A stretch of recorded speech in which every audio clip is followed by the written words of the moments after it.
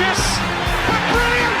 The sweetest feeling for Rotherham United! Wood's got round the back, and Richard Wood has done it again! It's done! It's Georgie Kelly! Do me a favour, drop me off in Rotherham.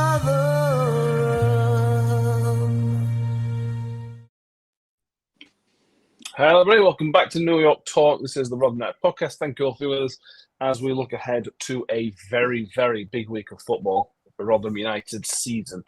Wimbledon at home, Northampton at home, and then on Tuesday, and then Exeter away. The following Saturday could have a big say on how our season goes. We have Mick joining us first of all to go through all things Rotherham United. How is it going, Michael? It's good. It's good. I'm not sure how much Rotherham United stuff I know, but you know, cool. We can try, can't we? Well, yeah, we can keep trying. Tom's back. How's it going, Tom? Yeah, all good. Good. Happy to be back. You know, looking forward to a nerveless weekend. Yeah, tell me about it. And Steve's back. How you going, Steve? Oh, tremendous. That's the Sorry anymore. That's exactly what we want. Thank you very much. We'll briefly talk about the Rob Scott interview that he did earlier in the week, where the title of the episode was extremely misleading because he isn't director of football, and he even said in the interview that he isn't director of football. But we'll maybe come on to that into a moment. We'll talk about the Wimbledon game, the alleged signing, the signing which looks like it's probably going to come through before the weekend, and how big a week it is going up for the next 8 days. Tom, most of us have watched some of the Rob Scott interview. I haven't watched all of it because I'm bored. But just give us kind of your rundown. There are some important bits in it.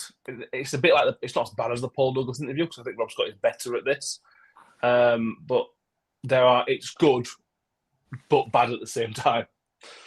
Yeah, and I think this was a Rob Scott thing. This wasn't a Rotherham United thing. I think he was doing a favour for. I can't remember his name, but he was very good at his interviewing as well. I mean, if anyone wants to give it a listen, it's, as you say, it's interesting and it's hard to listen to at the same time. It's speak a lot on matters that the first 20-30 minutes speak about Rob Scott as a person and what he does basically, which you might find interesting if you're interested in that scouting stuff. But the bit that's truly interesting is how things operate at Rotherham United, and again how the cracks are showing about how poor. You can't really put it in any other words. It's run behind the scenes, really, really poor, and you can tell that there's frustration behind what he says as well. Speaks about jealousy of other clubs with the funds that they get. Talks about sort of the inevitability of going down because of lack of serious funding and whatnot, and it's a completely different type of conversation. But things that really irked me were, staff leaving for better opportunities. You can't stand in the way of that. People going to Man City, Norwich, Middlesbrough, I think the other one was. I can't remember. Teams that for them it's a bigger and better thing, but not bringing anyone in and working on a skeleton staff. And there was frustration behind that. You could tell. We have 3 scouts. One of them's Rob Scott, and the other 2 are either a loan manager who looks after all our loans players, or is the first team analyst, which is just such a kind of highlights why we're in the position that we're in. And this was last season as well as this season. It's really, really, really poor. Interesting-ish interview, but it just highlights more issues that, are really bad. There were. Paul Russell, she didn't even know he'd done an interview. Do you have the name of it? The title, something like Rob Scott, Director of Football, or an interview with the Director of Football, is what the title. So you put that in, you'll find it. I think it's important to point out he isn't Director of Football. It sounds maybe a minor point, but that is important. He stresses in the first 2 minutes of the interview what his title is as Director of Football Operations or something like that. So the fact he's still called it an interview with a Director of Football is what's wrong, which is not ideal. He also He also had a dig. I did notice this within the first 2 or 3 minutes of the actual Rotherham United chat. He had a dig at Matt Taylor, Mick. And I think this is interesting because you could say the same about Steve Evans and maybe a little bit about Matt Amshaw as well. Matt Amshaw's maybe going back to the way it was originally. Let me see if I find the interview. So the clever ones don't change what doesn't need to be changed, and that was in direct reference to Matt Taylor, the Matt Taylor conversation. But again, he's right, and that is a dig at Matt Taylor. But at the same time, that's got to be a dig at the football club. What are you doing as a football club when you've got something that's working? You just allow somebody else to come in and change everything. It looks makes Matt Taylor, but it just kind of question what Rob Scott were doing and what the whole football club was doing when everything was being ripped up, and Rob Scott essentially confirms it were getting ripped up. Have you not worked in the corporate world, Matt? No, thankfully not. No. the corporate world, the LinkedIn world, the business world, people get on the motto of, if it's not broke, fix it. Okay. That's what happens.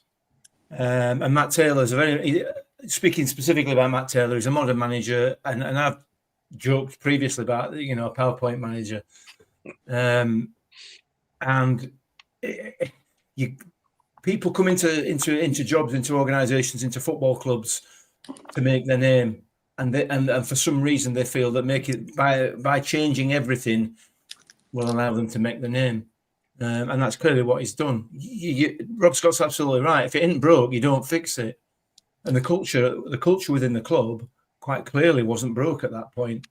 It's been kicked up and down Rotherham High Street since then, not only by managers but also by the board. So I feel his frustration. I personally, as a supporter, I'm just as frustrated. But it's to be expected, I think, given the lack of what looks like the lack of any interest from a board level in the football inside. That's how it feels. And I talked about this. I mentioned this I mentioned it to you in our chat, and I talked about it in the Discord group as well. What we're doing at the moment as a set of supporters, we're putting the blames not fairly and squarely on Matt Amshaw's toes, but 80% on Matt Amshaw's toes. If we hound Matt Amshaw out of this football club as a manager, it plays straight into the hands of the board, who can just say, well, it's not our fault. It was manager were at fault. When we know, we can see what Matt Amshaw's trying to do. He's explained what he's trying to do. Rob Scott's alluded to what he's trying to do in his interview, to get that culture that we had previously under Warney back into this football club, to bring money into the football club by bringing on young players, an actual plan as to how to sustain the football club. And for some reason, that doesn't seem to be what the board want. Or they do want it, but their actions don't back that up, do they? We've got an advert out this week for first team physio. I mean, if I don't know whether anybody in the comments has seen it. If you haven't seen it, if you have seen it, don't answer this question. If you haven't seen it, have a guess at what the annual salary is for first team physio, given the injury situation that we're in at the moment and the problems we've had with injuries and everything else. Pretty key role. If you have not seen the advert, put your guesses in the comments as to what the salary is for that being offered. A bit of a leading question, that one. It is right. Well, we'll give people a chance to get some out. Caleb says what came out of the interview was that the staff have multiple roles through lack of funding. Yeah, we do. And I know it's his job, Steve, to kind of what Mick said a few times about putting glitter on a turd. But he tried to frame it as a real positive, that when you work at Rotherham United, it's brilliant because you get to experience and work in so many different roles at once. Well, that's not really a good thing. There should be especially an organisation or a football club, there should be design roles for certain people to do certain things. I thought that was his best effort at glittering the turd. I thought didn't sound great to me. I've not listened to it yet because I kind of only became aware of it a couple of days ago, and everybody on Twitter were having their opinions. So as usual, I don't listen to it until I've read the opinions, and then 2 or 3 days later, when I can stay awake long enough, I listen to it. But in terms of what's going on with the club, I mean, I've said it before. We can kind of map this from when Warney left. You know, for probably a month or so up to the World Cup, you know, the identity didn't change hugely. Then we had that gap. He came back from wherever they went. Didn't they go warm weather training? Cyprus. Yeah. And then we looked hopeless. And then in January, I think our Tony put some money behind him. I mean, that's why we've got Hugo. We signed him on a 3.5-year deal, which would have been probably an amount of money that he expected to earn. And then we've spread it over 3.5 years. And we did it, you know, we got, what's his name? Fosu, Henry. Yeah.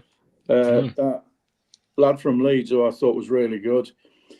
But we just struggled over the line. I mean, it was great that we stayed in the league, but we were hopeless. And then they decided to change.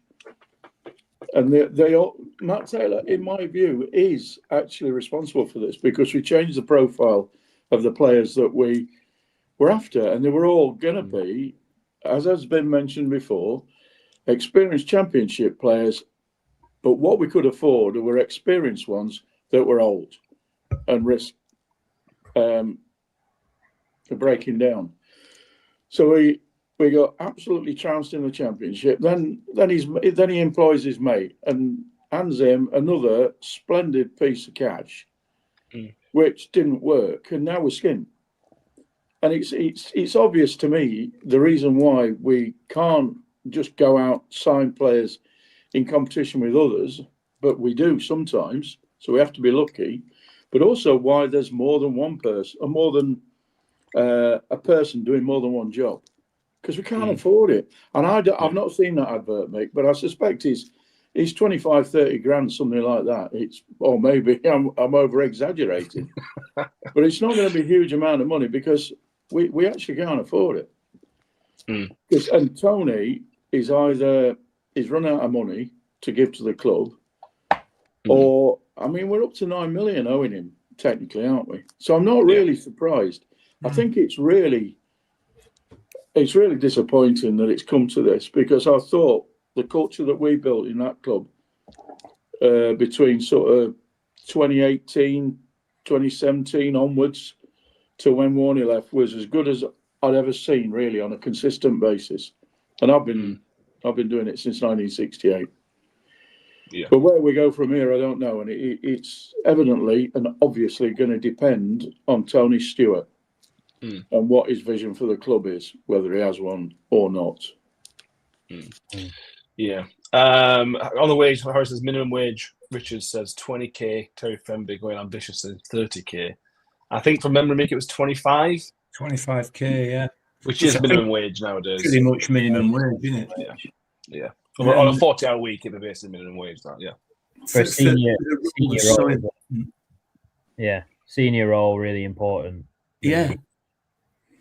I don't know, honestly. I don't understand. And you take into account the fact that we've lost the analysts, we've lost other key members of staff, first team related staff, and they've not been replaced. And that's the guy that's going to look after players that are on, even if they're on the 2, 3, 4 grand a week, which is still a hell of a lot of money. Yeah. I mean, they earn in the space of 2 months what they're going to pay the physio. Yeah. Exactly. And it doesn't work. Who are you going to get? You're going to get a young apprentice. You're going to get somebody who's just out of university or out of college or whatever. That's what you're going to get. Yeah. You didn't even need a qualification from it. You didn't. All the advert said was we expect to have an excellent knowledge of anatomy. It didn't say you need a degree or any kind of qualifications to do this job. Hence why it's 25 grand, I guess. I might apply. I know what I'm like it. I can't. My fingers are arthritic. Can't do it. Yeah, it's the most AI thing as well. It's most AI written advert as well, just some absolute nonsense in it. Yeah. But anyway. Paul Rudd says, is this Rob Scott resigning by video? Rob Dixon says, on the back of the Douglas disaster class interview, why Scott decided to do one is mind-boggling. Alex James says, we have two people with a real affinity with the club in Hampshire and Scott trying to tell us that something is wrong. Yeah, but there's not anything wrong, Alex. What do you mean? Paul doesn't even see any problems like that. Scott did his at the start of December, by the way. They mentioned it in the interview. Yeah, they mentioned it in the interview. They did it a month ago, maybe 6 weeks ago. So before the run started. During the unbeaten run? Just yeah. Yeah. Maybe like a crossover. Maybe we just lost to Blackpool or something. Yeah. Kelso says he found the interview really interesting. A little strange, I guess. I think that's, from the bits I read, that was interesting, but frustrating maybe. But yeah, look, this won't be the last time we talk about the outside of the football stuff. So let's maybe save it for another episode as well. But it was worth talking about, worth mentioning, because it's negative, isn't it? It's just negative stuff. Let's move forward to the actual football, Tom. Sort of. There has been great news at Rotherham United this week, and that is not kidding. That's not me exaggerating. The loan information, the loan confirmations this week are the best news we've had in the window. And might be the best news of the entire window, Tom. Dan Gore and Jamal Baptiste have been confirmed to be staying for the rest of the season. I don't think we'll sign better players than them in the entire window anyway. So that is just fantastic business that they're staying. Yeah, definitely in it. And again, they seem to have options elsewhere.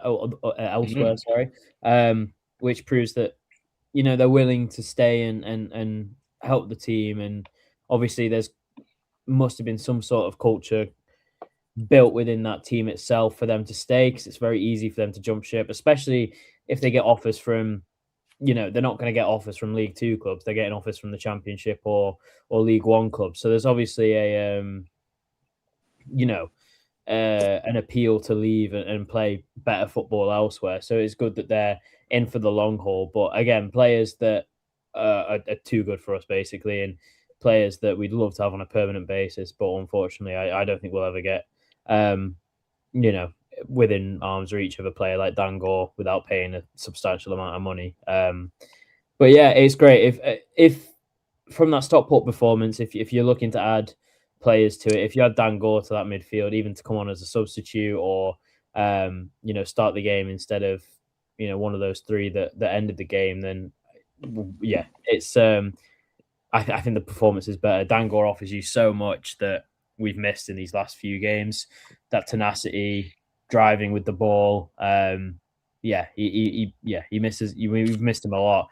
And Baptiste has been somehow even more solid since his injury. I think he's our best defender, and that's without argument.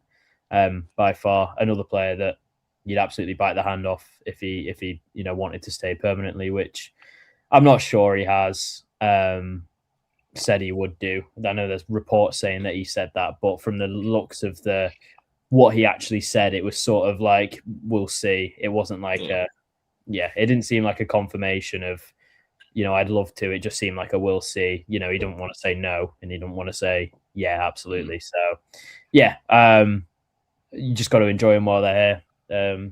Definitely a positive. Yeah, I've seen that one before where loan signs say, oh, yeah, I'd be well up for coming back. And then they sign for somebody else for twice money we can ever dream of afford to pay them. Yeah. So, yeah. And it's fine. Nobody minds. Yeah. Steve, I'll come to you as president of the Dan Gore fan club. He's going to have a great career, that boy, whether it's Championship or Premier League, remains to see, but he is going to have a great career. But in the immediate term, if we're going to have a good season from now, which probably means just staying up, he has to stay fit. And if he stays fit, he's going to have a massive impact on us having a good season, I would have thought. Absolutely. I mean, you saw the difference that three substitutes made on Saturday of players that were coming back that were some of our best players. And yeah, Dan Gore, I mean, he's just tremendous, and I'd love for him to stay. And the weird thing is, because everybody's so down on our club and, everything's rubbish and all this kind of stuff, the fact that two players like them have decided that what is at Rotherham United is actually enjoyable, and they're quite happy and they're quite comfortable. They're loving playing football. I think it's a credit, actually, to what some of the guys have been doing, including Amshaw. You know, if they really didn't like this at all, they'd have been off. Yeah. But as I say, you know, as I always say, never fall in love with a lone player. Well, I'm afraid Dan Gore, you know, it's naughty, but I love him. And you're right.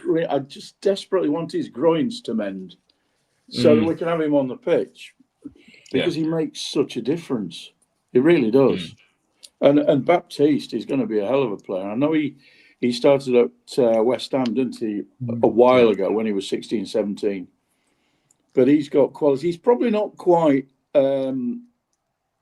World Championship level. I don't know. Maybe he's Championship level. But he's certainly top end League One at his age. He's only 21. So, that was just one bit of news that made me smile, which takes a bit, really. It does. Yeah, it does. We have in the comments, rolling out his next physio. Mike's going to reply. He says he's got a diploma in physiology and autonomy and qualifications in massage and sports massage. Should he apply at 64? Go for it, Mike. Well, you can be our inside man at the football club. Yeah. What could possibly go wrong? Steve mentions Baptiste there. Let's touch on him, because he obviously before he came, he'd had issues. I don't think there were injury issues either. I think it was kind of health issues that stopped him playing for 18 months or so. And he's kind of making up for lost time. You know, this is his first real year at men's senior football, same as Dan Gore. But God, it reminds me, I thought about this the other day, Reg. He reminds me a bit of Reg when Reg were here. He's got that physicality, but he's really, really good on the ball. Reg was probably slightly better in the air, but he's just got the air about him that I'm a good player, mate. Don't worry about it. I'm just a good player. He's just got that confidence and the ability to match it as well. Do you know what? I can't believe I'm going to say this, but he's like a Cam Humphries version 2. Hey. Oh, but yeah. You know, but better, an upgrade. Yeah. He is an absolute quality footballer. And you can just tell by the way he plays. He's loving life. He's loving his job. He's loving playing football. But his talent is unmistakable. And yeah, who would have thought he'd want to stay and play under Crappy's coaching world? There you go. We've got a player from Man United, a player from Sheffield United, who both want to play under Crappy's coaching world. So it's, you know, they're obviously good players, but a bit daft, it would appear. They're happy. We're evidently giving them an environment where they're happy. Steve, you should know by now you don't win anything with nice people. No. That's why I'm still out earning 25 grand at 64 years old. Yeah. Really good. Really exciting to see. Baptiste's long throw as well. It led to a goal last week, didn't it? I mean, it came off their defender's arse, but it came from a long throw. So, you know, squint just right, and it works. Wouldn't it be ironic if that ends up being the turning point of our season? So 2 seasons in a row, our seasons turn on a goal going off somebody's arse. That would be it'd be beautiful. It would. The football facility for you, Matt. Yeah. I love it. I'll take it. Phil wants to know how many digs you're getting in, Mick. Who are you digging I can. Phil, come on. How long have you been watching this podcast? Love it. Get used to it. Phil, if you're new to the show, get used to it. This is how it works.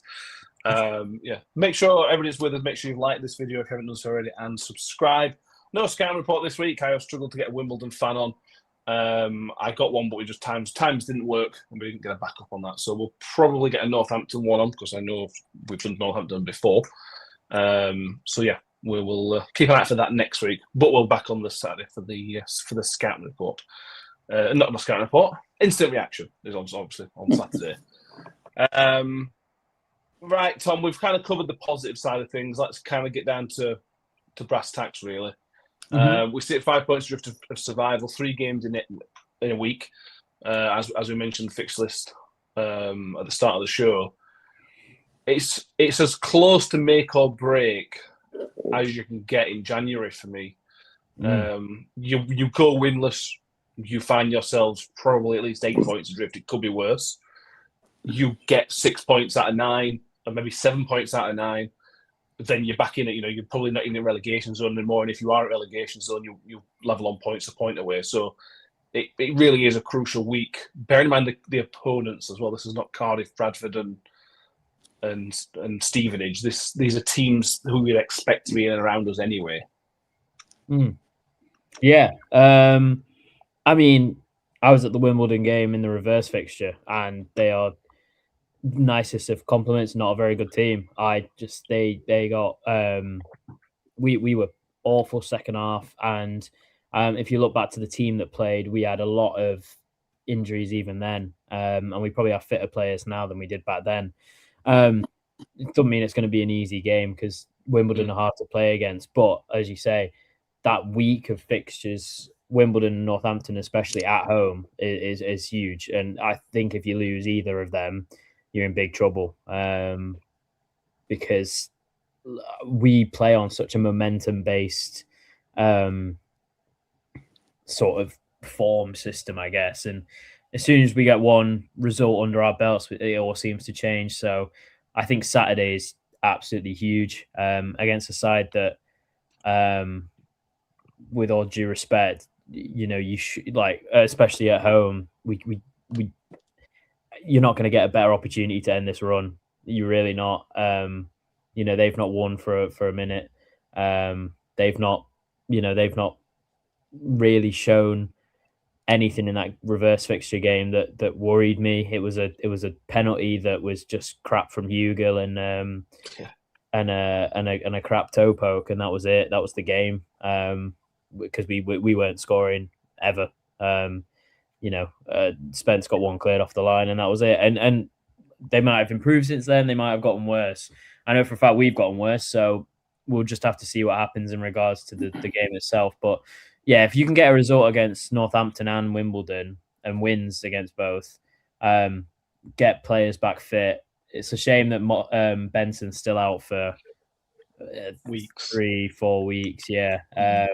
Because he's a player that I miss, and someone mentioned it before that, look, when he plays, it's a bonus because he's not expected to play a lot, but we miss his sort of profile in midfield. And this transfer window for me should have been about bringing in 2 strikers and a midfielder of Benson's ilk. Maybe not quality, because I think he offers a lot, but his sort of creative ability, because I don't think we have that at all. We'll have to see what actually happens. There's a lot of positions that need strengthening, and not enough time or funds to do it in. But if it's not going to be a nice game on Saturday. It's not going to be a fun watch. But we'll just see, won't we? With Sam Norby back in the team, I think anything can happen.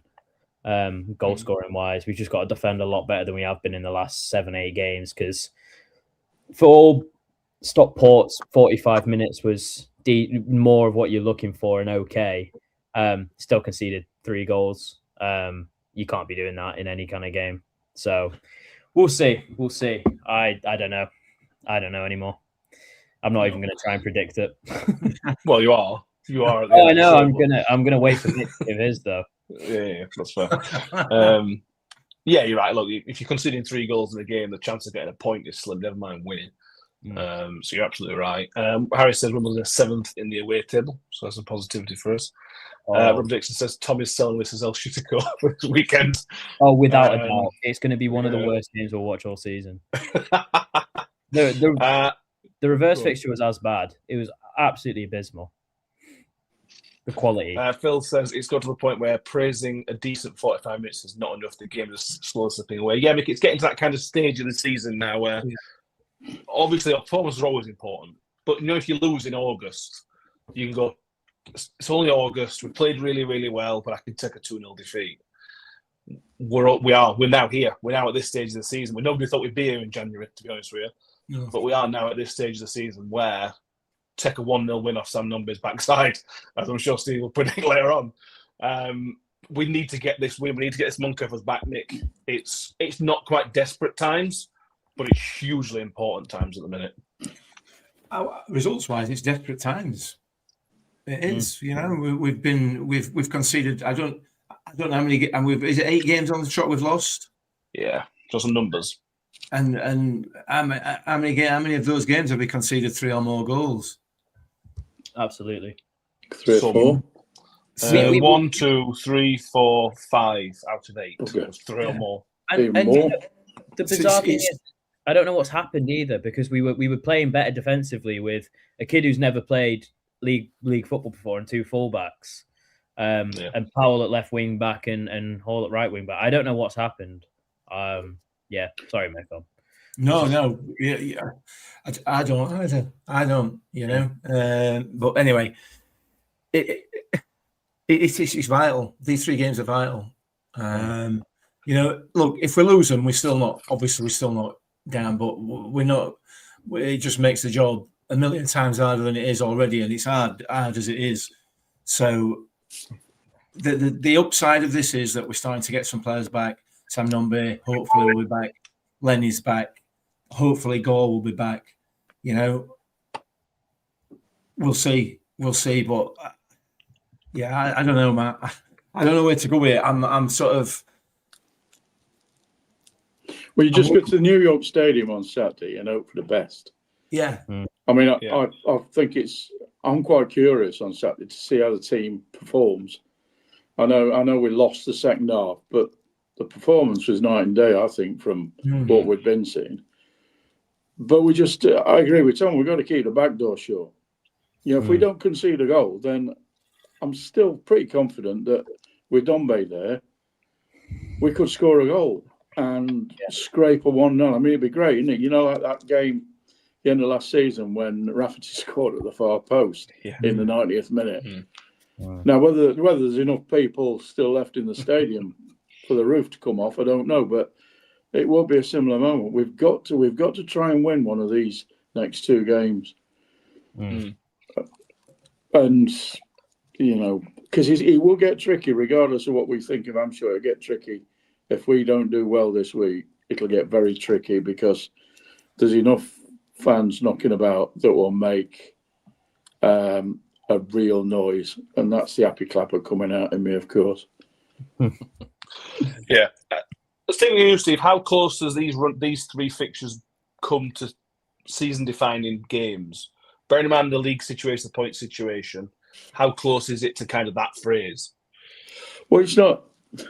It doesn't define you. It's not going to define your season because A, January is not done yet, and B, we're still going to have 17 games after this or something like that. Something like that. Yeah. I mean, you remember that Mr. Collin came, didn't he, in February? It was February when he started. No, I'm not expecting us to start winning, you know, sort of 5, 6, 7 games on the trot. But if you can get 3 consecutive, like you said earlier on, if we win these 3 games, that's 9 points. And we start to shift out of where we are. And it gives us confidence, which is why Saturday's game is really interesting, because if we can win that one, you can imagine the confidence. Now, I'm not sure whether Dango is going to be fit from what I've heard, but we've got Spence back. Spence was superb in the second half when he came on, and we need that energy in midfield. Otherwise, the team's dead because it doesn't go forward and it doesn't protect the back line. So Saturday will be. It's even interesting enough for me to come up, I think. Not sure about Tuesday because I've got meetings till late on Tuesday, but Saturday, you never know. I might be there. Wow. Yeah, there we go. And it's one of those runner fixtures, Tom, where they almost feed into each other. Steve mentions that kind of confidence there. If you can get a win by hook or by crook against Wimbledon, that then feeds into Northampton straight around Tuesday, where the place will be buzzing. The players will absolutely be buzzing. On the flip side, if we slump on Saturday and don't put in a performance and lose, you know, even if you lose 1-0 to a scrappy Wimbledon goal, but it's a drab performance, again, that's going to feed into Tuesday, which is going to feed into Saturday. So it's a massive first game into this little run we've got. Yeah, and I was just about to say that then before you mentioned it. Performance doesn't matter on Saturday. The only thing that matters is the result. It could be the worst 90 minutes any of us have ever seen, but if we win the game 1-0, 2-1, whatever, nobody would care. We just need to get out of this rot, and the rot is we just need to get rid of it. And you're right. If anything, it's maybe a bonus if things go in our favour that the game is Saturday, Tuesday, because you want to be playing immediately as soon as you've got that sort of mentality and winning mentality on the Tuesday. Go again, because maybe I was being harsh on Wimbledon before, saying that they're not a very good team, because I don't think anyone in this division is a very good team. And you know, you can see by the results in this league that anyone beats anyone, and anyone can move up the division super easy. And look, that's not me being optimistic and saying we're going to win the next 4 or 5 games, because I don't think that. I think there's little steps that need to happen, and you know, we need to get a result against Wimbledon, but momentum and winning feeling in a camp does so much for football psychology that, you know, once you start to get those results under your belt, then the performances come, and then you start beating teams that you didn't think you'd beat, and then, or, you know, cutting it close against teams, whatever. And just also, as we saw on the flip side, you know, when we lost 3-0 to Blackpool, you know, that can have the reverse effect. You go into the next game thinking, I don't want to lose 3. We don't want to lose by 3 or more again. So yeah, we just need players coming back, fresh mentality. As Steve said, Nombe on the pitch is an absolute killer for a lot of teams, because even if he doesn't score, he'll without a doubt do something that will set up someone else to score. We just need to feed off him absolutely and shut the back door, because we've been, as you say, conceding. You concede 3 goals, you don't expect to get a point. We almost did against Stockport, but you know, you can't guarantee that every game. So yeah, if look, it might be a cagey affair on Saturday. I think it's going to be very defensive from us, and I don't think a lot of people will like that. But with an out ball like Nombe, I think you can afford to be a little bit more protective, because you can get up the pitch so quick and stretch the game really quite effortlessly with some of the engines that we've got in there. So look, it's not going to be a nice affair, but if you can get that 1 win on Saturday, then Tuesday can't come quick enough. No. The last time we scored a goal in the league that wasn't Sam Nombe was Kean Spence against Wickham. Yeah, that was the 29th of November. Yeah. That's I didn't realize it was so bad until I just kind of checked the fixture list there. We'll not get into the one-man team conversation again, because we'll maybe have it on Sunday. But that just kind of backs up the point that we talked about last week. Terry Fleming says, anybody recognises me on here in the Cutlass, he's going to buy him a pint because he's convinced that we're going to win. Mike the Miller says, not sure the guys realise how crucial these games are. Lose them, in his opinion, Mick, it's good night. I mean, if you lose all 3, Mick, I think Mike's got a reasonably decent point there. Let's say it's 10 points after the exit game next week. If you lose all 3, a 10-point swing in a relegation fight. I mean, in a promotion fight, it's difficult when you win every week. In a relegation fight, when you're losing, that'd be 11 on the spin if it did happen. No way back. After these 3, how many games we got left now? Oh, you're asking just so many questions. Steve said 17. Is that 17 left now, or is it 17 left? Well, I was guessing. Right. We played 25 at the minute. Right. So there's, there's 21 left. There's 18 games left. 36. There's still loads of points to play for. There's 50 odd points to play for. Look, I'll say this again, and it's just an opinion. I'm not saying that I'm right. With a fully fit squad, this squad ain't going down. Given the quality of this league and the quality that's in this squad, I think we'll be properly safe, even if we lose the next 3 games. But we don't need to. We don't want to be losing the next 3 games, because it's not just about points, is it? It's about confidence and everything else, you know. And we're already in a losing run, run. And they're difficult to get out of. They're really, really difficult to get out of. So, look, Terry's mentioned it there. We're not down until it's mathematically possible not to stay up, and that is the situation. I think it's premature. We haven't had a fully fit squad all season. I'm not suggesting for a minute that a miracle's going to happen and we're going to have one for the rest of the season. Don't get me wrong. But sooner or later, your look's got to change with that, you would hope. And also, we've got the January transfer window. There's talk of at least 2 more coming in, who will be of a similar quality to the ones that we signed in the summer. And some of them have not lived up to that quality of Johnny Martha. However, they have got it. So look, no, I don't think it's over. I don't think it's over at all. But that's not in any way a suggestion that it doesn't matter what happens in these next 3 games, because it absolutely does. Yeah. I just look at the table now. Obviously, we're 5 points off safety. That team were 5 points off safety is Blackpool, who just took 6 points off us over the last month or so. That shows you the table. The point is that shows you the table. Yeah. And if we draw those two games, which the table said we should have got something from it, then the table looks a little bit prettier, doesn't it? Not great, but a bit prettier. On to Matt Hamshaw, Steve. How we've talked about the season in terms of Rotherham United and the relegation and survival. In terms of Matt Hamshaw and his job and where we see going, how important is this 3 games to his kind of survival in the job itself, do you think? Well, for me, he's here for the rest of the season.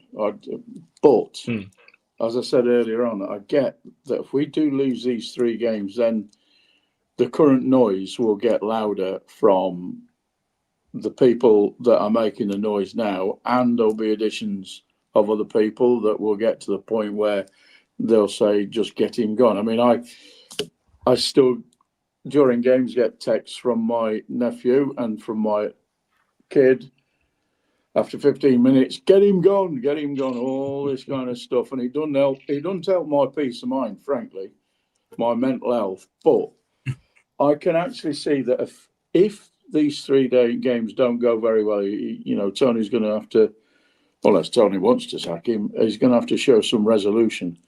But I still think that Tony Stewart's going to have to talk to the fans at some stage.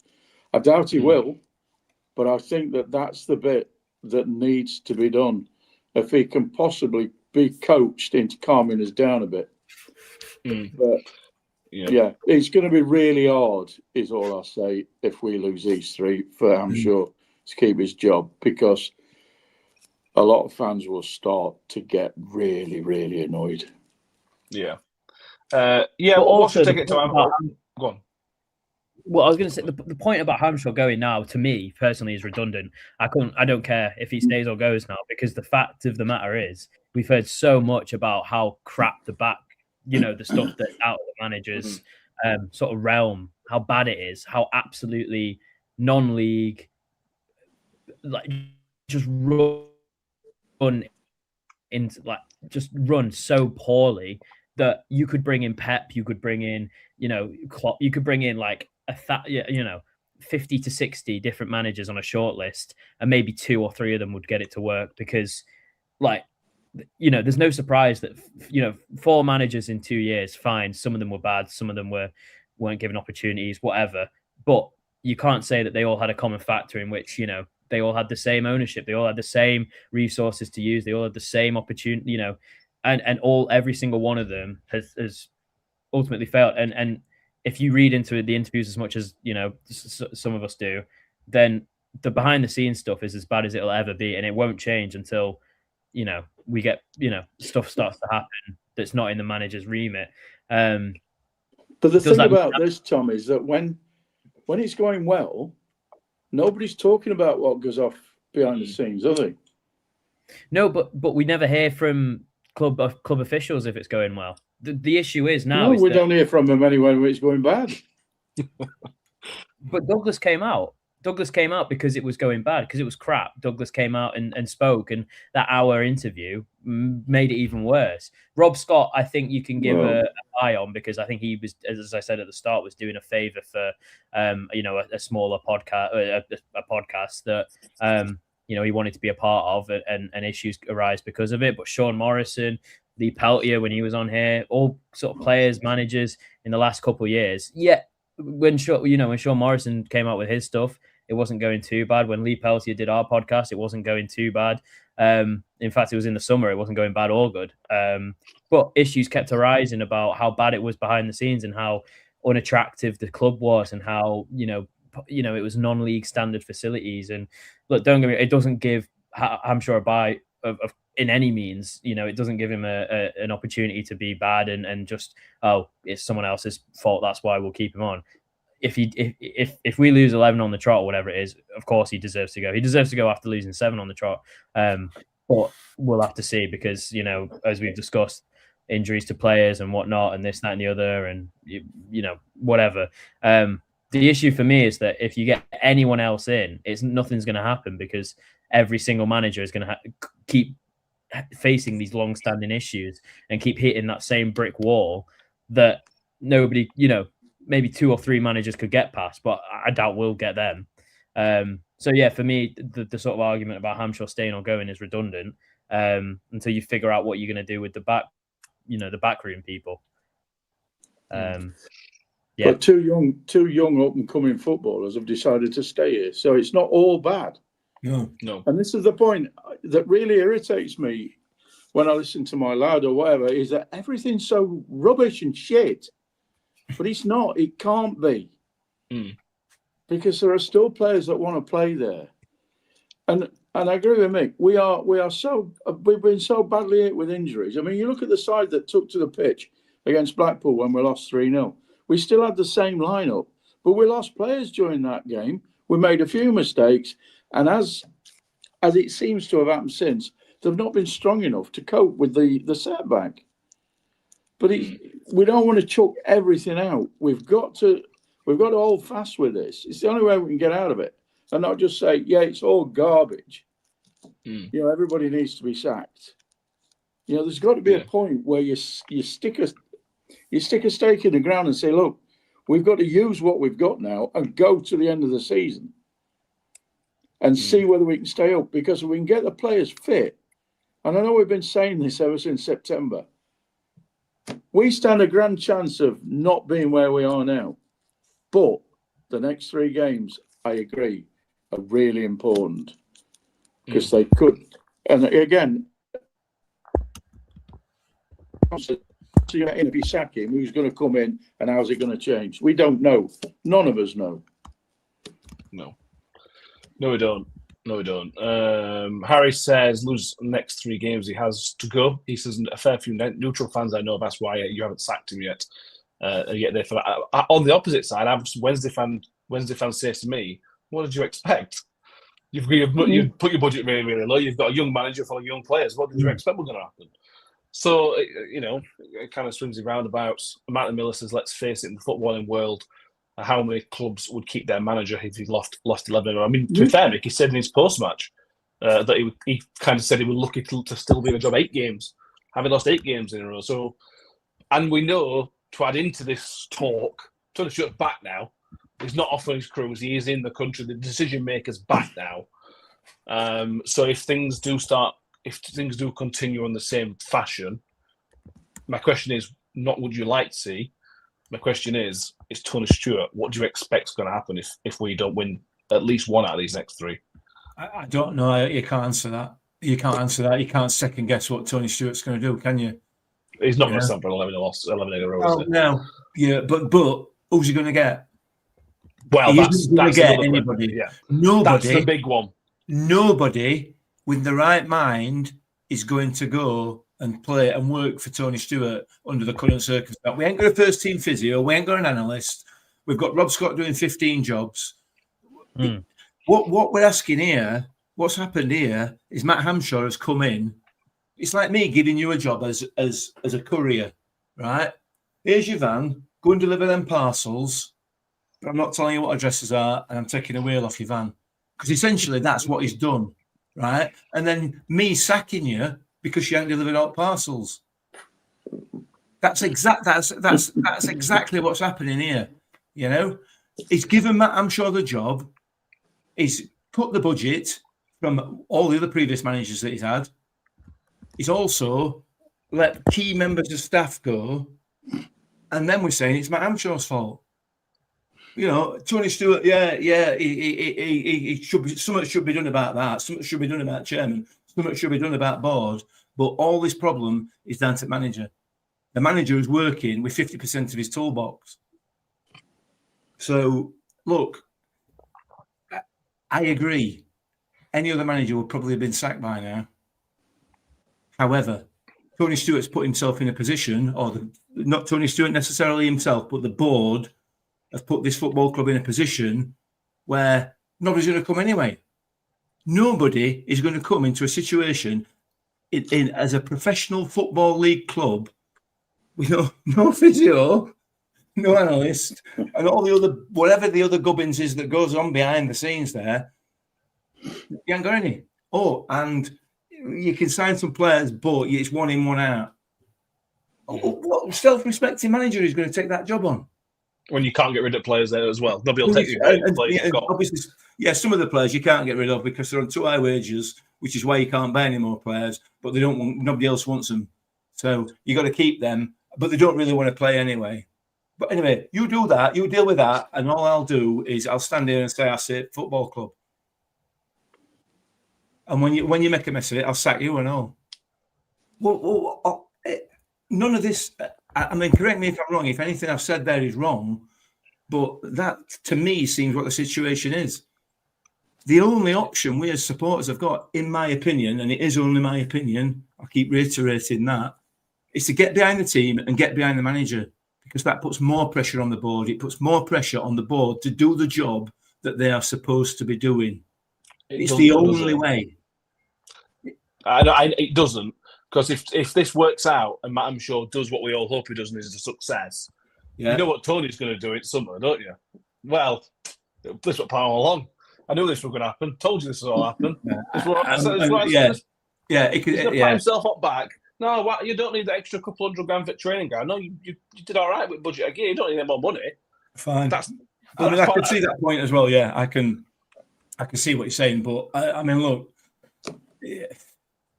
It's a ridiculous situation. It's an absolutely ridiculous situation. But sacking the manager is not the answer, because you can't give somebody half the tools to do the job and then sack them because they don't do the job. It's ridiculous. It makes no sense whatsoever. I think they answered the question, but that's fine. What question? Sorry, what question? What did you think Tony Stewart was going to do if we don't win one of these 3 games? I had no idea. I genuinely haven't got a clue, and I don't think he has. I do. I think he definitely pulls trigger. I don't think there's any doubt about that. And we'll end up being manager. I'm not saying it's the right decision. I'm not saying it's the right thing to do. But I'm going down. He's a very, very impatient man who won't take his fans who love him booing and shouting at him, which they're going to do if we lose on Saturday and Tuesday. Yeah, he's there, isn't he? So yeah, that's why. I mean, I've not said like you that I'll pull the trigger, but that's my way of saying that is it's going to get very, very difficult for Matt Amshaw. But let's hope. Shall we remain positive and do a bit of happy clapping and say, let's hope, win tomorrow, follow us up with a win on Tuesday, and I'll take a point on Saturday. Playoffs incoming? No, bugger the playoffs. I just want to see us not sliding into League Two. I've been there too many times. Yes. Yeah. As most of us. Yeah. And to be fair, if you've not been in League Two, it can be quite fun. It's a lot more fun. Yeah. There's some great little grounds you go to, and there'll be a lot of new ones for all of us. But we don't want to go there. We don't want to do it, but I'm just... No, let's not. We don't know yet, but there's a strong rumour that Emmanuel Adebayoga, I think that's how you say it, will sign before the weekend. We don't know if it's a loan, but he is out of contract in the summer at Norwich, so it could be a permanent, but it might just be loan to the summer. I've asked some Walsall fans. I haven't had anything back from them, but he did play for the first half of last season when Walsall were incredible. One of the best League Two teams for half a season has ever been until they somehow managed to balls it up. He also played in Scotland as well. So I think he's very, very highly thought of, I think. They let Nathan Lowe go back, or Stoke took him back. That was what cocked them up. And they didn't cope with it. It's like, take your best player out of your team and see what effect. They say one man doesn't make a team, but he can help it. God, we know that from numbers. But yeah. So we just need some new players in to freshen it up and to fill in some gaps. And if we get him, great. Let's see how he goes. We'll have a few centre backs then, won't we? But we have spent 3 years not scoring goals, and we need somebody with Tuel, Sam, and hopefully young Harry White. Not Harry White, Harry Gray. Sorry, Harry White. Harry White plays cricket at my lad's club. Harry Gray contributes. I mean, I thought he was all right on Saturday. Yeah, I did, absolutely. I wouldn't be against him. If Nombe can start, I'm sure Tottenham starting together. I picked up Harry Gray as well that we didn't really mention was how aware he was of the situations he was in, asking players to slow the game down. When he was pressing, he was looking around his shoulder 3 or 4 times to get players to come with him.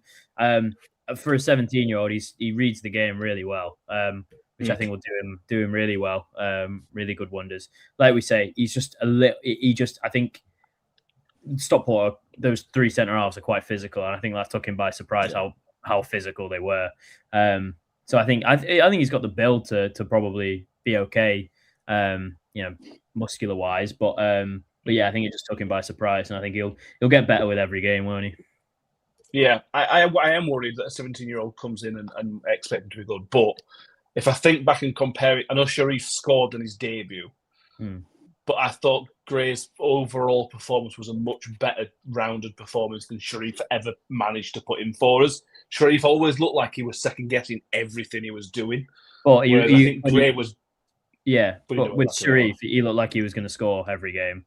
Yes, that's true. He also looked like he was going to pull a hamstring. Yeah, I think he did about 5 times. Didn't he? I mean, it did slow him down. The few games he played before he stopped playing, he didn't go at full pelt like he did in the first 2 or 3 games. I thought him and Atete played well together.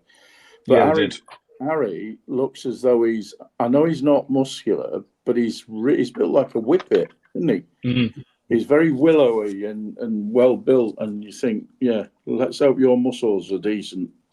Yeah, exactly. Let's see what happens. He wants to get another striker in. He's talked of getting a wide player in, essentially by the sound of it, to replace Denzel Hall, which we need because he's out for until April, and we don't have another right wing back at the back other than Marvin Clark, who again is made of glass. Every time he runs. Every time he runs, you wins. Just open this one up pop. Look, we'll see what happens. Paul thinks that Dan Gore will be good for Harry. Probably will. I think a new young lad coming will be good as well. Matt the Miller and Nick Camp seem to be getting some really good fun days in League Two. I know it's some terrible football, but there were some good fun days in League Two. But anyway, moving on. Ref watch. A debut for us. Richard Ely. Ely. Ely. It'll be 3 Ely. different pronunciations.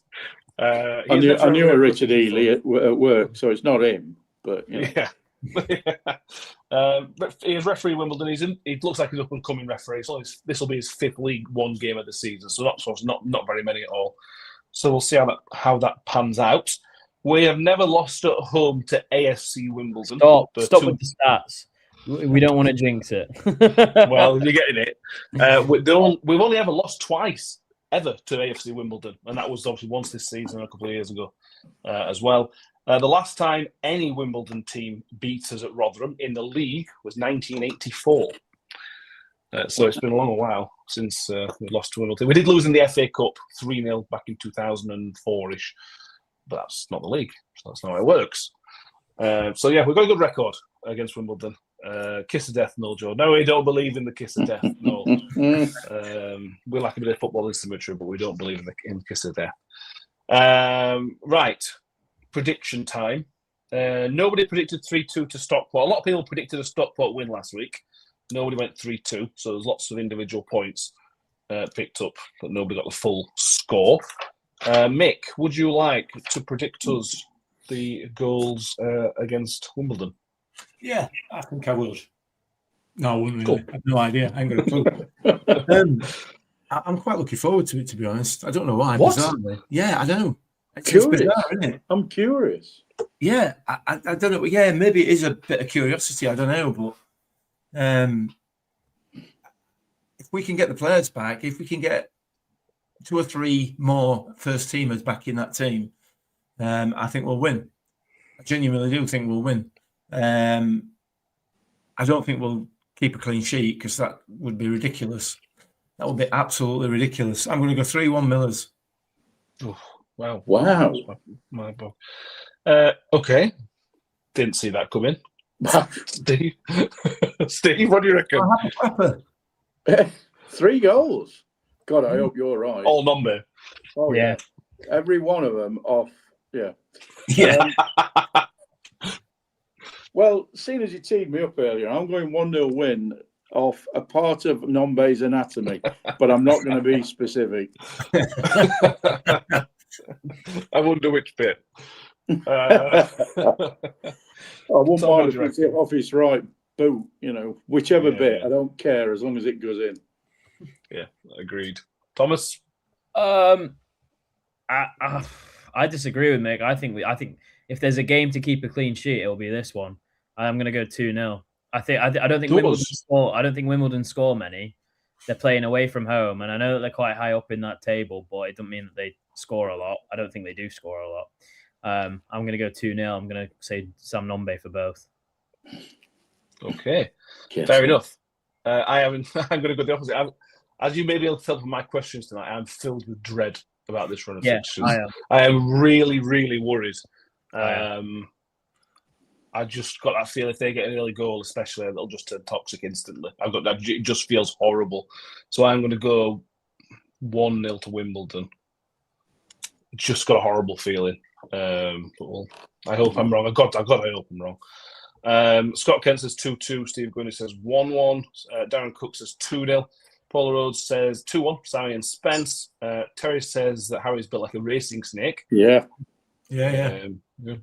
Richard 1-0 to the Millers. Harry 1-1. Terry Fleming says 2-0. Martin Mills has absolutely no idea. I think Mike was replying to my 3-1 there. I think that's. I think it was totally saying I've got no idea. I don't know whether that's his score prediction as well. Probably both. Paul Reese says 2-1 to the Millers, and again, it goes another win on Tuesday. Gary Stewart says if Nombe's on the pitch, we'll win. If he gets injured somehow, we lose 1-0. Phil says 0-0. Is a point enough on Saturday for now? Well, obviously not, but it's better than losing. True. Just don't lose as well. Is the first tick in the box will be don't lose. Second tick, in off his arse, win. Finish on you there, Tom. You shook your head quite vigorously then about that. It's a must. So it's for you. It's must win. Yeah, I think the next 2 are must wins. And I think getting a draw isn't the end of the world. As we've said, there's still a lot of games to go, and I think it's the end of the world. But I think if you go in with the mentality of let's not lose, I don't think that's good. I think you've got to go in with the mentality of we got to win this. Players, fans, manager, everyone. You've got to go in with the mentality of we can't lose. We can't not get a win from this. Yeah. But that wasn't the question, was it? The question was, would it be a disaster if it's 1-1? You just take it. But I do agree with you, Tim. They've got to go into that match with that mentality. I do agree with you. Yeah. Would you have taken a draw against Bolton? Yeah, back when when Thomas Owens made that idiotic error. Yeah, you would have. But would you take it now? I don't think so. If you're comparing them, sort of those sort of situations. If 2 games ago, 3 games ago, I would have said anything to stop the rot, just a point on the board. But now I think we're getting to the point, as we've discussed, that that gap is growing, and a point isn't going to shrink it by a lot. Obviously, you'd rather get a point than nothing, but you've got to go in, get in 3. Mike Miller says, I just can't guess this. Close my eyes and pray. I'm with Mike. If we weren't doing a prediction league, me and Mike would just sit in a corner and just wait for somebody to tell us the result. Yeah. Yeah. I want to finish on an email we had that's a fan mail. It literally says fan mail. So this is from, I don't know how to say your first name, so I apologise. Dalzael, D-A-L-Z-I-E-L. Dalzael. Anyway, thanks everybody. That's really helpful. Dave. I don't know. He's a Canadian miller. He's emailed us in from Canada. He says 90% of his family is from Scotland and England. His granddad was Rotherham fan by birth and has been following the Millers ever closely. He asked us about Hugo. We'll maybe touch on that one more in a later episode. He wants to know if we're going to stay up. So finish on this one for Dalzael.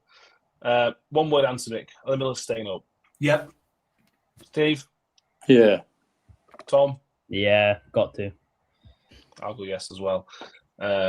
He also asks, what is the song we use in the intro to the episodes? And I'll tell everybody, if anybody listening to this doesn't know, it's LPMC, Drop Me Off in Rotherham.